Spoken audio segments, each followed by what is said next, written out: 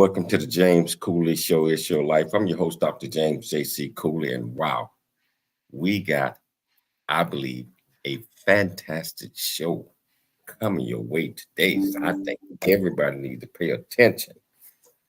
And if you want to be part of the conversation that we're going to have with this great guest, whichever platform that you are watching us on, all you do is go to the comments, ask any question that you might have. I promise you we'll get you an answer. But one of the things about today's show, it's Wednesday. It's Wednesday, and you know what that is? That's 360-degree of health. And we got my main man, Dr. Michael Mantell, back with us again today. How you doing, sir? Always great to be with you both.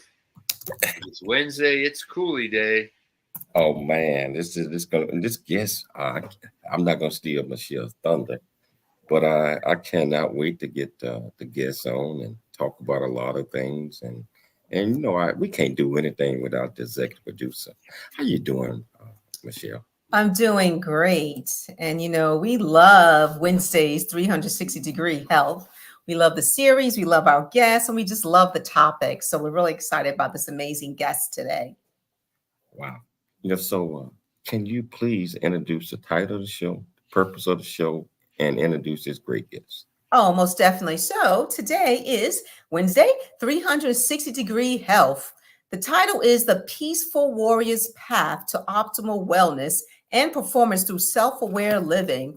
And Dr. James Cooley and our guest host, Dr. Michael Mantell, they're having a conversation with George Pitagorsky. He's an author, entrepreneur, learning development designer, consultant, coach, technology executive, and plus many more. He's going to talk about how wellness is a foundation for effective performance, relationships, happiness, and health. How wellness is a dynamic balance among physical, psychological, relationship, financial, intellectual, work, spiritual, and environmental factors. And he's going to talk about the key to wellness and the systems and process thinking and the understanding that you can change your mind, lay a foundation for optimal living. So let's talk about the guest today. George Pitagorsky's work is to enable people to eliminate unnecessary stress and attain optimal wellness, relationships, and performance. His approach is practical and adaptable. He brings over 50 years of study and practice of yoga, mindfulness, meditation, Buddhist, and non-dual psychology applied in daily life as an entrepreneur, learning development designer, consulting coach, technology executive, spouse, parent, and grandparent. He offers individual, team, and relationship coaching, consulting, and speaking services. He's authored 5 books, articles, and workshops on mindfully managing projects, performance, work-life balance, relationships, conflict, and expectations. Hey, his latest book, The Peaceful Warrior's Path, Optimal Wellness Through Self-Aware Living, it was published in October of 2023, is a guidebook for applying concepts, tools, techniques, and exercises to sustain optimal wellness. So please, audience, welcome to our show, Mr. George Pitagorsky. Hi there, George. Welcome. Nice to be here. Welcome to the show. Welcome to the show. I'm excited about the topic today. And, I'm going to sit back and I'm going to learn a whole lot. I know our viewers and our listeners will as well. So, George, can you tell our viewers and listeners just a little bit more about you, where you grew up, what your passions are, and why you're so passionate about what you're doing? Well, going way back, I grew up the first decade and so of my life in Brighton Beach, Brooklyn, which was a delightful place to grow up. It was like a block away from the ocean beach, and life was good. Several years later, many years later, I ended up graduating college and going into the computer software business as a computer programmer. This was in 1964. Wow. I had no idea what it meant to be a computer programmer. I thought it had something to do with linear programming and, but no clue. Trained in this and found that this was a delightful way of making a living by solving puzzles. And moved from that into the recognition that solving those puzzles included solving the puzzle of how to integrate human beings into the process of doing whatever it is that they do with the aid of a computer. So I was very, very fortunate to be put into this situation, and through it learned how to not only work with people, but to work with people in the context of work and computers and all of the stuff that makes one aspect of life somewhat complex and often difficult. So now, during this period, in the late 60s, early 70s, I don't know if anybody remembers that period, but it was an interesting time. And the upshot of that interesting time was that I became involved in doing yoga, Kundalini yoga, which is like a fierce kind of yogic approach. And then from there into the study and practice of meditation with a particularly Buddhist, but not exclusively Buddhist orientation. And I found that at the same time, I had an interest in psychology, and found that cognitive psychology and behavioral psychology were all based on the same notion that the Buddhist psychology was based on, which is the fact that we can control our world to some degree. We don't have total control, but through our thinking processes and our awareness, we can actually increase our wellness simply by having the right mindset, and then incorporating with that mindset a physical practice, whether it's physical for the mind in terms of meditation, or the practice of how to move in a integrated way and so forth. So I became interested in that more than I was interested in computers and business. So I dropped out for a couple of years, spent some time with my family on the road, and cultivated an understanding that I was not really cut out to be a on the road yogi, dressed in white and all of that kind of stuff. So I came back into the so-called real world of business and projects and programs, and had the good fortune of being able to work on some very, very exciting and serious projects. And when I say programs, not computer programs, but change programs, automation in the particular in different industries. I'm going to be very interested in asking you a little bit about how you were in the early days of computer programming and all that. And that's sort of when people used computers to help them live their life. Today, if people are afraid that computers are taking over their life. So I want to pick your brain about that. You are someone who helps people eliminate unnecessary stress in order to live better. And I was sharing with you earlier, a lot of what I do in my 50 years or so of helping people is to help people disturb themselves less so that they can live happier, more fulfilled. We have a lot of overlap. So I'm very excited to be talking with you about this. And I guess the first area to jump into is how you define wellness based on your vast experience. Well, it's a difficult thing to define in a single sentence. But I came across a model that basically has wellness is broken down into 8 different aspects, including the aspect of physical health, mental health, financial health, relationship health, and so forth.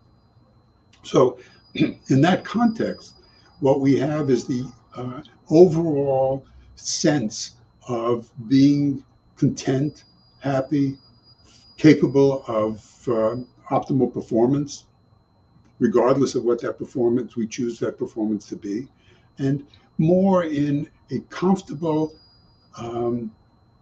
accepting state of mind that allows for one to enter into flow with the capital F.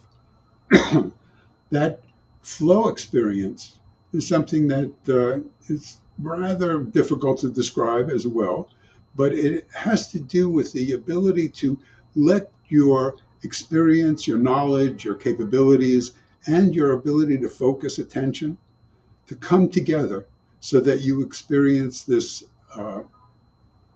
indescribable movement, doing without doing, and so forth. Now, getting to that all the time may be very difficult, but not impossible. George, The more we can approach that, the better. George, I was going to say, I have found that emotionally agile, what I like to call opportunity spotting thinkers, flow through life with an open mind that's filled with more curiosity than closed minds filled with like exclamation marks. What do you think about that concept? Yeah, I think that concept is perfectly aligned with what I've found to be the case. The more one is open, the more one doesn't fixate on a particular belief or a particular mental model, or at least understands that they are being driven by such a thing, the better, because it now allows one to see the opportunity in any situation. So you talk about keys of wellness. You mentioned 8 keys. Can you go through those? Just list them again for us. Hey, Doc, why don't we hold that thought until after the break? Because Okay.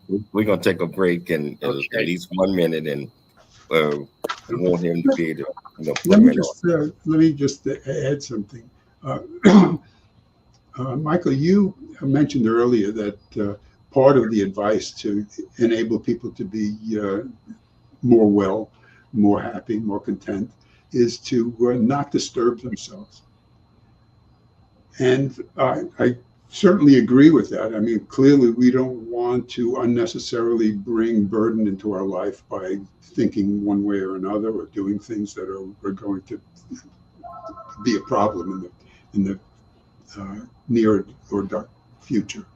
So at the same time, it is often useful to disturb ourselves, or to allow ourselves to be disturbed by making an effort to break through barriers, where those barriers are actually leading us to think that a situation is disturbing, when in fact it's not. And in fact, get into that. Let's get into that. Yeah.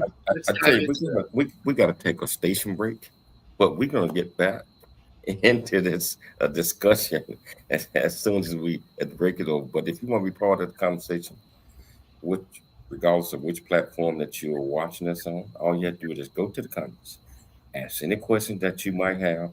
I promise you we'll get you an answer. It's your life, and we'll see you shortly after the break.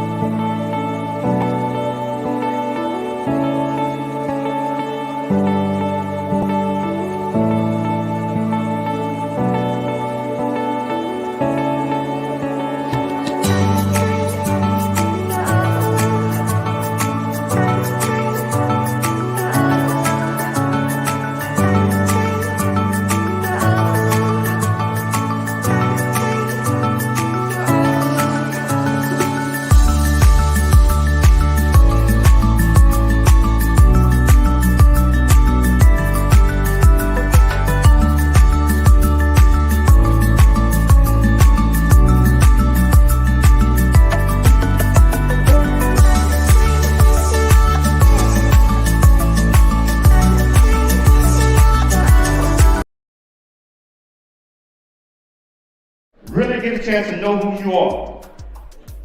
And once you know who you are, you truly know who you are, love who you are. Love who you are. You're a masterpiece. Love who you are. Love who you were born to be. Love me some me.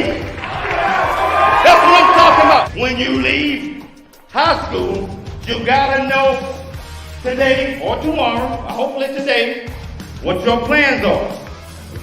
Hopefully, There is no bad decision unless there is no plan. Create, collaborate, commit with confidence. Commit with what? Commit with what? In everything that you do. I've seen a smile convey I love you. I'm proud of who you are. The one that keeps us close when we're apart. Walking from the darkness of all that we've been through. It seems that there might be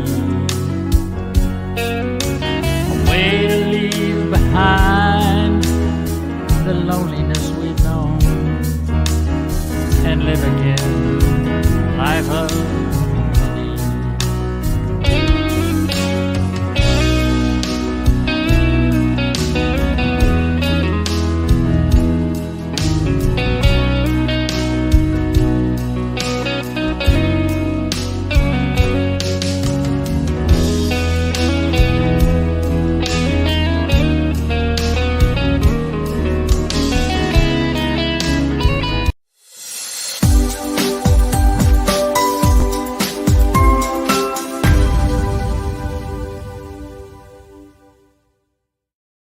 Hello, welcome back to James Cooley Show. It's Your Life. And I'll tell you, the first segment was getting into a lot of great things.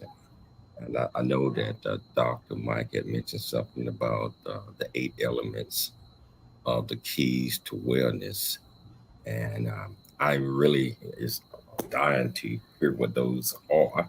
So I want to start off with that, George. Can you tell our viewers and our listeners what are the 8 elements? These of the 8 elements or factors associated with wellness are physical wellness, psychological wellness, relationship wellness, financial, intellectual, work, spiritual, and environmental.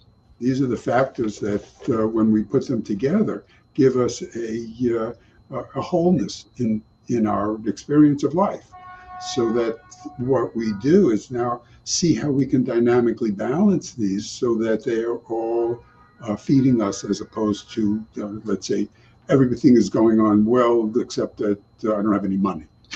It's interesting to me that, JC, the commercial that you ran just now, and George, you're nodding your head, I see, covers all of these areas so beautifully. It touches on every area. So kudos to you and Michelle for putting that together.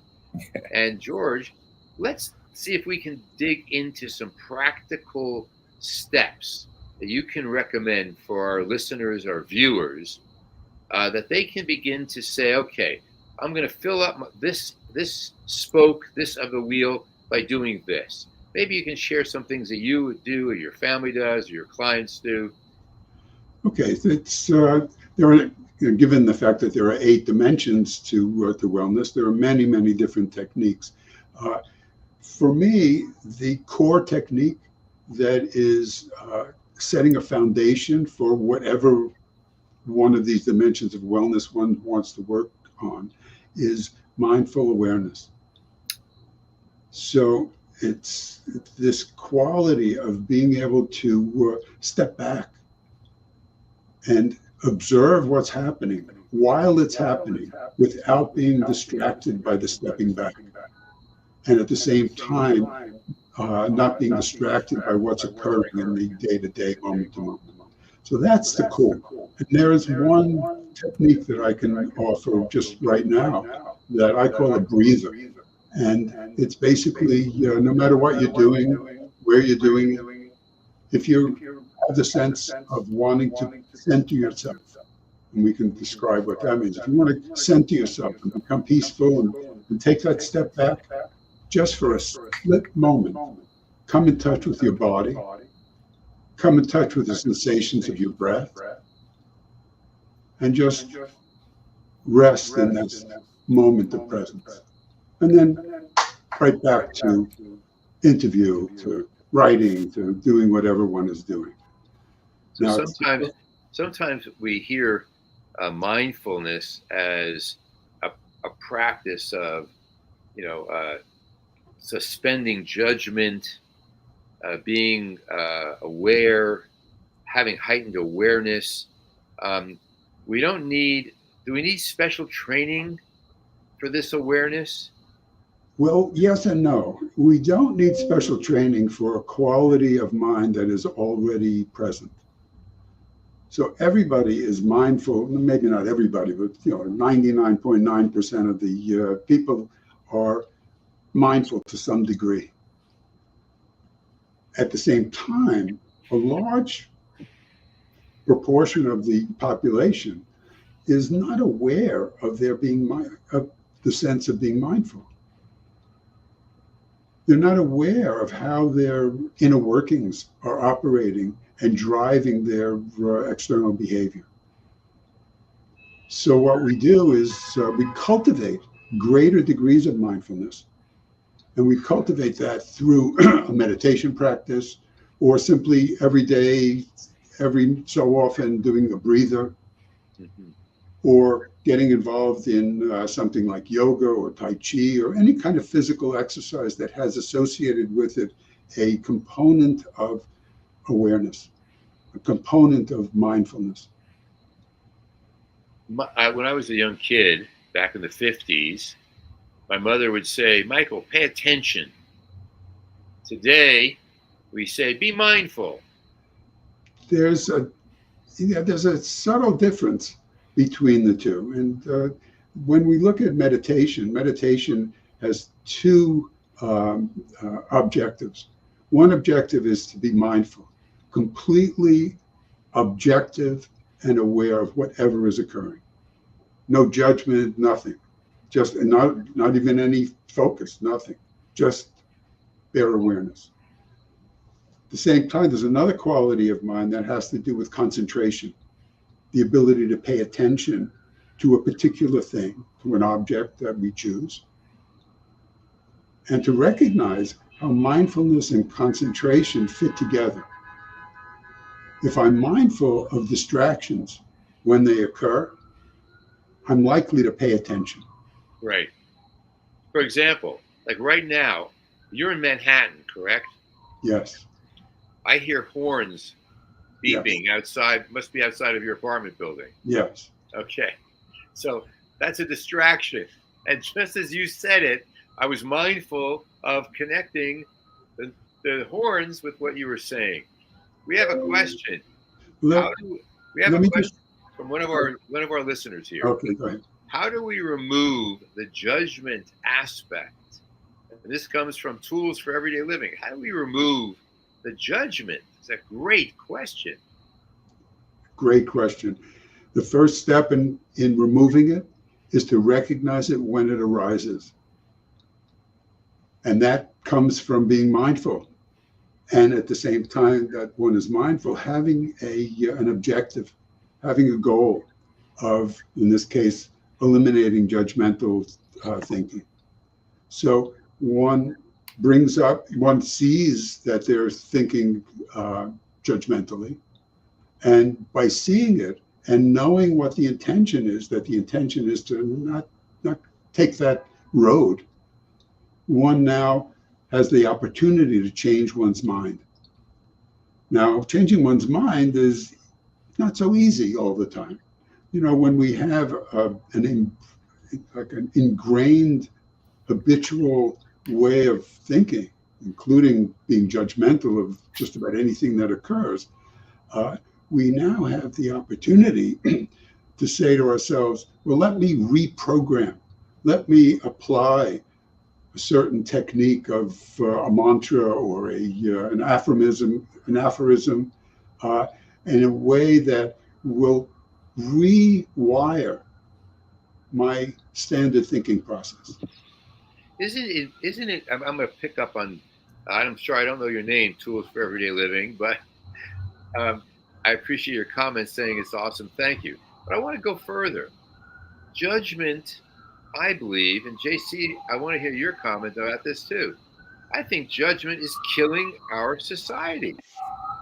I think we walk around thinking, I'm better than them, you're better than me, who do they think they are?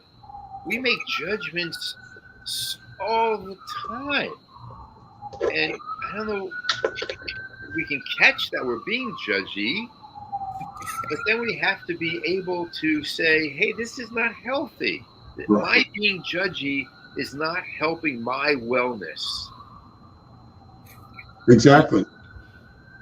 So what can we do about this? Well, we can do about it is if I recognize that this judging mind is getting in my way, I now make the commitment. I think in your ad, JC, there's this notion of commitment.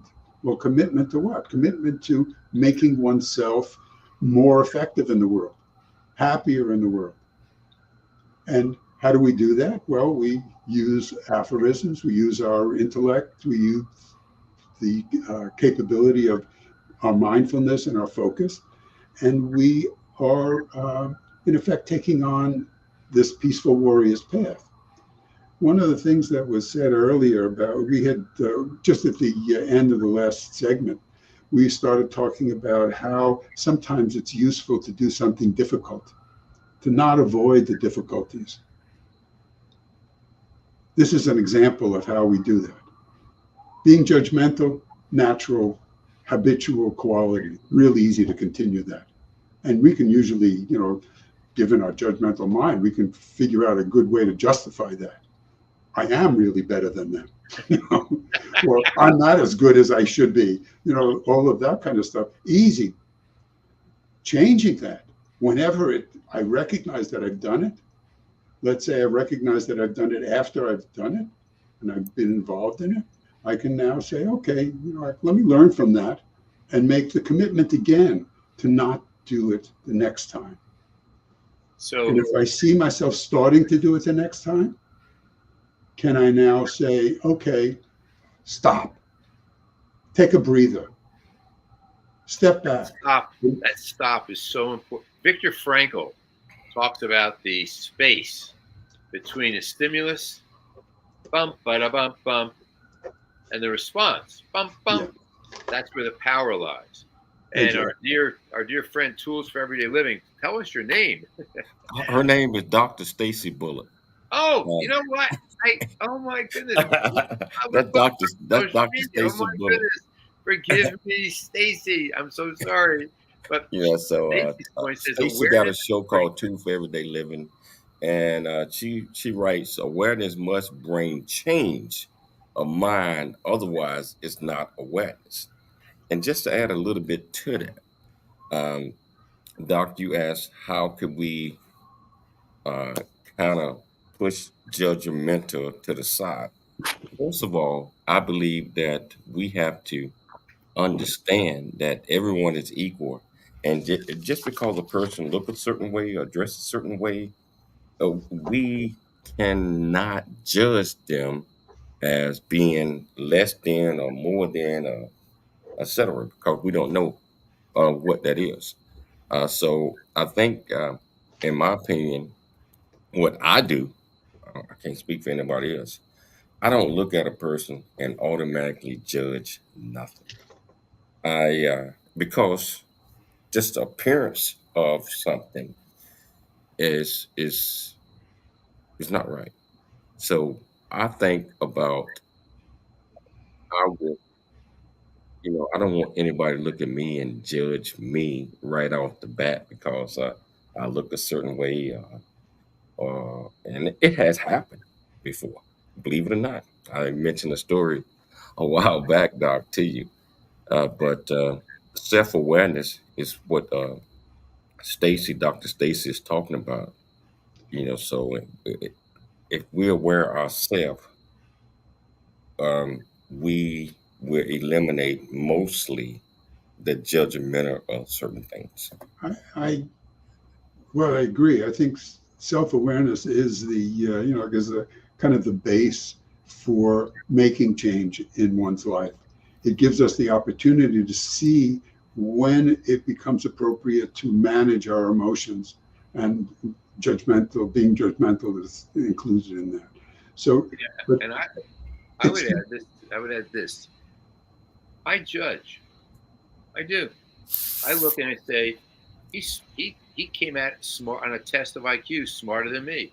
So my judgment is he's smart. He's got a fancier car than I drive. That's a judgment. But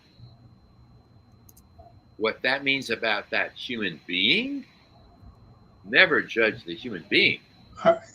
I would, say that the car and the thinking and the recognition that this guy's got a really nice car is not a judgment, but an interpretation of the fact that is brought to the surface.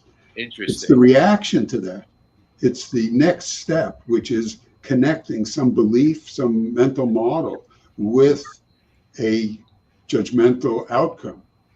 So this guy has a fancy car, he must be really rich and happy. The reality could be that guy has a fancy car, but he's running away from the sheriff who's about to take it back from him. So it's now recognizing that there's a benefit to some degree of what I wouldn't want to call judgment, but discrimination. And to discriminate between this and that is pretty essential in our life. So I see a sign that says break. Yeah, we got to take a break. I'm going to make a judgment that if we don't take a break right now, JC's not going to talk to me again. Okay. Now we're going to take a station break. Whichever platform that you're watching us on, if you want to be part of the conversation, do like Dr. Stacy. Just go to the platform that you're watching us on. Ask any question that you might have. I promise you, we'll get you an answer. It's your life. We'll be back shortly after the break.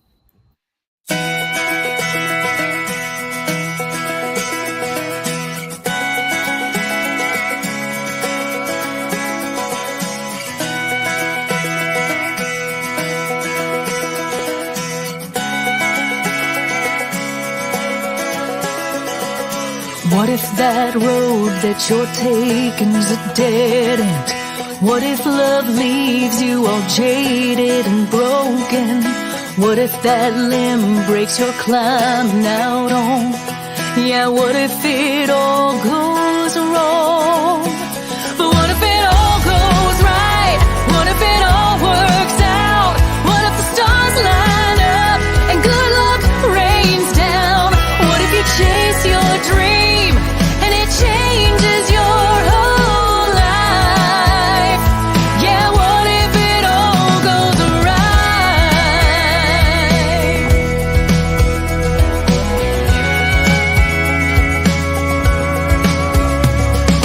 What if that road is a beautiful soul drive? What if that love ends up lasting a lifetime? What if that limb holds you oak tree strong? What if this time nothing goes wrong? What if it all goes right? What if it all works out? What if the stars line up and good luck rains down? What if you chase your dream and it changes your whole life? Yeah, what if it all goes right? What if you jump on a trampoline and touch the sky? Grab a cloud and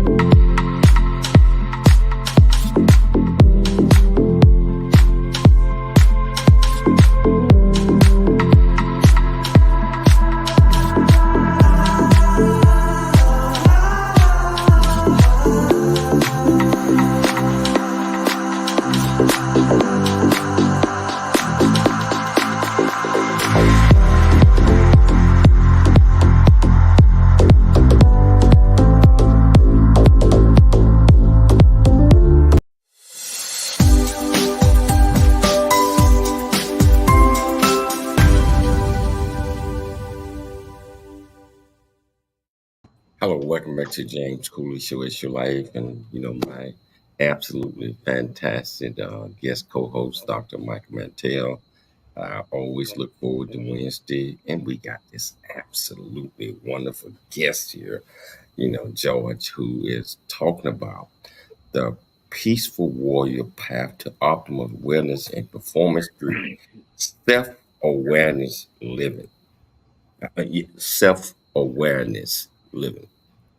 And George, you said something that kind of stuck with me a little bit, and I thought about it during the break. A lot of times we were talking about judgmental, and a lot of times we let our prejudice come out of us because sometimes we feel that that person might have something better than us, or might be smarter than us, or might whatever that is, and we let those symbiote emotions come out and show, and especially in our mind. In our mind, how could we program our thought processes where we are able to control those types of thoughts and understand that, hey, we all got different lives, we all got certain things. Let's come on, worry about you, don't worry about them. What are your thoughts on that, George? Well, I think worrying about you and worrying about them are probably both good things to do. Depends on how we worry about them. I think that every emotion, every quality of mind is associated with a cause. So the cause of judgmental behavior is some mental model, some belief system that has been ingrained into a person's mentality, and they're not aware of it. They're not aware of their inner movement of mind. So what happens is that it becomes natural for them to be prejudiced. They don't even realize that they're prejudiced. I've been involved in in different workshops where people who are obviously prejudiced about one thing or another are in total denial. They can't imagine it. Why? Because they are being self-judgmental. They feel that being prejudiced is bad. And if I'm prejudiced, then I must be bad. When the reality is that the prejudice, let's say, is not something that is chosen by the individual, but is ingrained in them. They're educated, they're trained in that fashion. When they realize that they no longer want to carry that burden of being judgmental, they then have the hard work of changing their mind by bringing in a new way of thinking. And that new way of thinking is subtle, because if, when we say, well, let's give up all judgment, people are saying, well, should I not judge some evil person as being an evil person because they're performing evil acts? Well, maybe I don't think of them as an evil person, but I certainly want to be judgmental or discriminating enough to say what this guy's doing is not good. It's really hurting other people.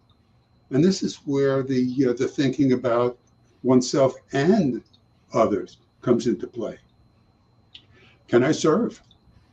Can I be a person who in my life is serving a greater sense of self than the norm? George, Am I committed? sorry for interrupting, but the title of your book, The Peaceful Warrior's Path, Optimal Wellness Through Self-Aware Living, I hope becomes a standard textbook for everyone. But in the meantime, I want to define the term peaceful warrior. What is a peaceful warrior? Well, let's start with what a warrior is. A warrior is someone who basically has an intention and is willing to put his or her skills, knowledge, or one's all into the fulfillment of that goal, that intention. So when we think of the idea of a warrior, we generally think of somebody that's going to use a sword and a shield and go through that whole fighting business. Right. A peaceful warrior is someone who realizes that he or she or them can, in effect, manifest change without violence, and particularly self-change. Because if I can self-change without violence, then I might be able to influence the world around me without violence by being a kind of a tuning fork for what's going on around me. So a peaceful warrior is one who is operating like a warrior, is devoting, is committed to achieving this goal. And this goal is optimal wellness, Right. so that I can be of service. You in the talk world. about the idea of creating positive habits and emotional intelligence. That self-awareness can create emotional intelligence, which is needed for healthier relationships and improved performance and so forth. Talk a little bit about how we can build these positive habits and build our emotional intelligence, with the ultimate aim being improving our own performance, especially with others. So emotional intelligence, the general knowledge about it identifies self-awareness as a precursor to self-management, where self-management is that ability to change one's behavior when confronted with an emotion. And when I would include in behavior one's speech, one's affect. So now that's saying that in order for me to increase my emotional intelligence, I need to now cultivate greater self-awareness. I do that by applying mindfulness to the degree that I can now see my inner workings more clearly. I can identify the arising of an emotion based on its felt sense. Not thinking about it particularly, but I'm now identifying that there's this felt sense of judgment, there's this felt sense of anger, etc. And I now, because I've recognized that, have the opportunity to not be controlled by it. Uh-huh. But This now- is a question that just came in, George. Yeah. One from Josh Goldsmith, who's a good friend of the show. He appears as a guest on the show frequently. He says he's asking, how can someone create peace when they're constantly under attack, either physically or emotionally? How do we create peace when we're bombarded in society by so much negativity? Well, this is a wonderful question. We can create peace within ourselves by recognizing that what is not peace is self-generated. So I'm bombarded by the slings and arrows of outrageous fortune. The way that I respond to it, by first becoming uncomfortable, and then because I'm uncomfortable, lashing out or running away or what have you, I now can have the possibility of recognizing that all of these slings and arrows are just coming through me. They're not having any effect on me. They're there. I don't deny them in any way, but I'm now getting into the identification with a dimension of self that is not capable of being harmed, that is safe. And I find that identification in what I refer to as one's center. Get centered, realize what you are and how you can not even protect yourself, but become immune to the negative feelings, the non-peaceful feelings that are arising. Then you have the difficult time of realizing that you're not in control of those external factors, that accepting them for what they are and doing what you can is the best that you can do.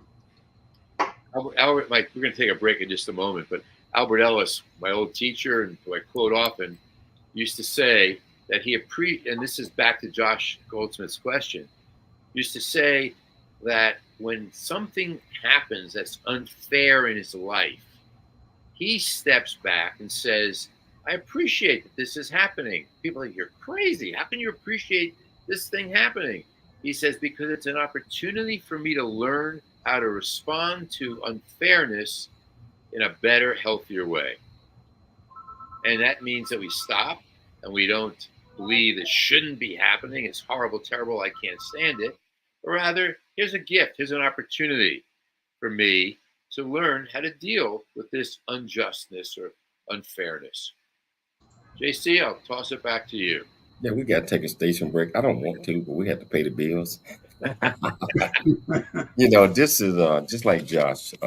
This is a very interesting show, and I know that our viewers and our listeners are learning a whole lot. But you know what? We're going to take a quick break, and we're going to come back, and we are going to continue to pick George brain.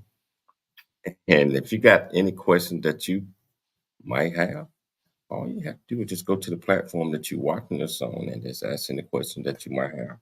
Yes, your life, and we'll see you shortly after the break. I never wanna leave. Yeah, I'm right where I wanna be.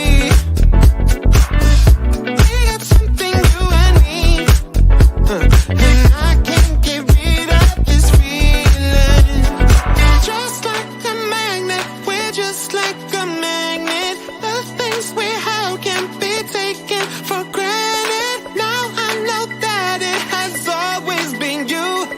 I can't help it, I'm so drawn to you. Just like a magnet, we're just like a magnet. The things we have can't be taken for granted. I know that it has always been you. I can't help it, I'm so drawn to you. Hey, I'm so drawn to you. I'm so drawn to you. Yeah.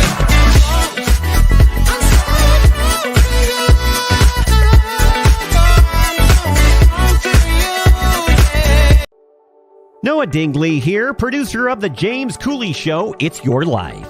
And the new audio version of James' book, Country Boy, City Boy, A Journey That Ain't Over Yet, is a must-have. James shares his true life story of struggle and success in America.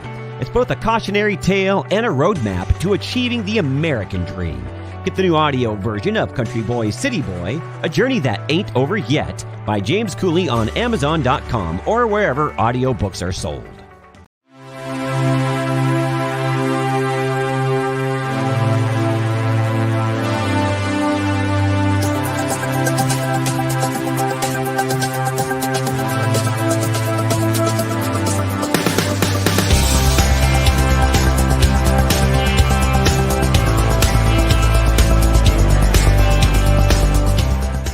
Hello, I'm Dr. James J.C. Cooley from the United States of America, and I am here to just say, first of all, I'm so happy and honored to be to be in the Coffee Book 2023, Unified Brain Z and the other organizations. Thank you so much for giving me an opportunity to be a part of this collection.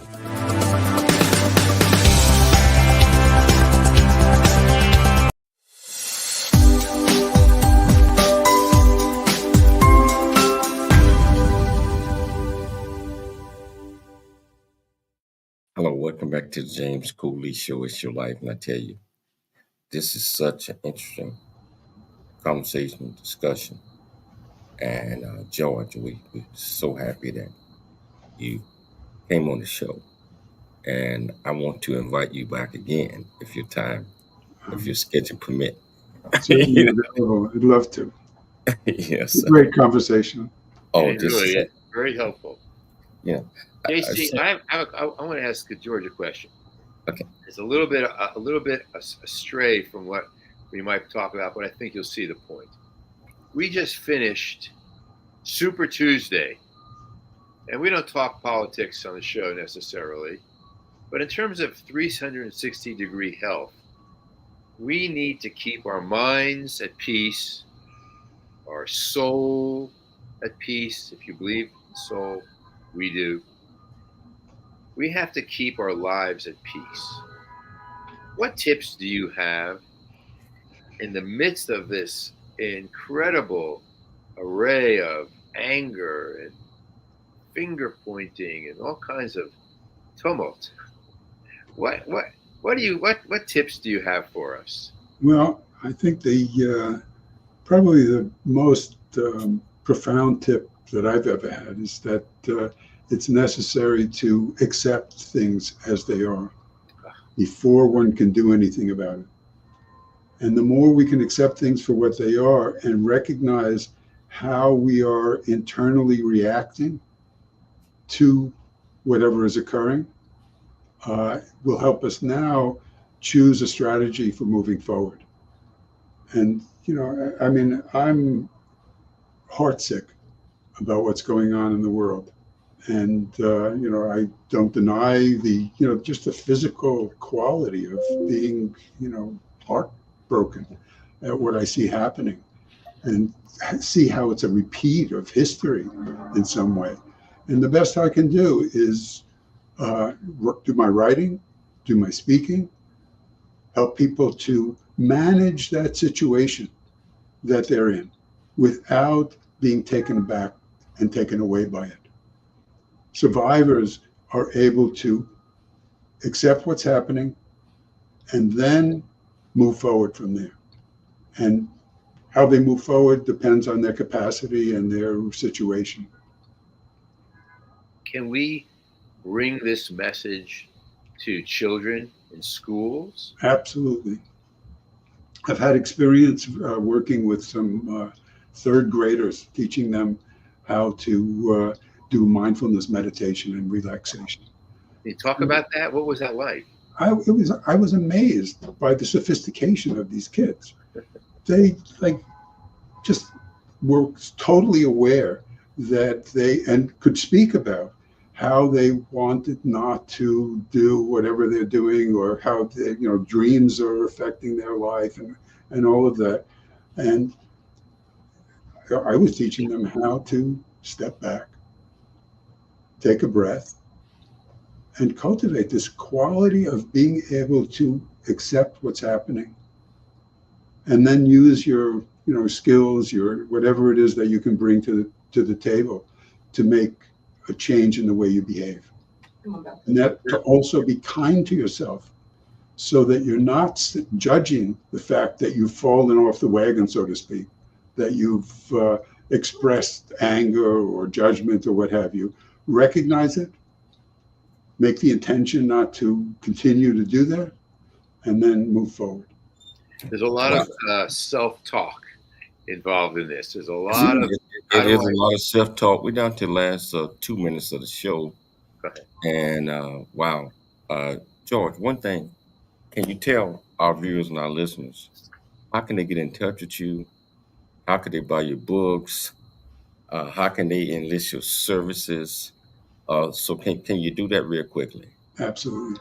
My website is www.self-awareliving.com, and I'm on LinkedIn with a reasonable presence. I think that's how we got connected here.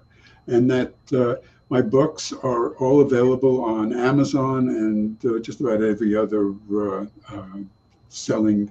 digital selling platform.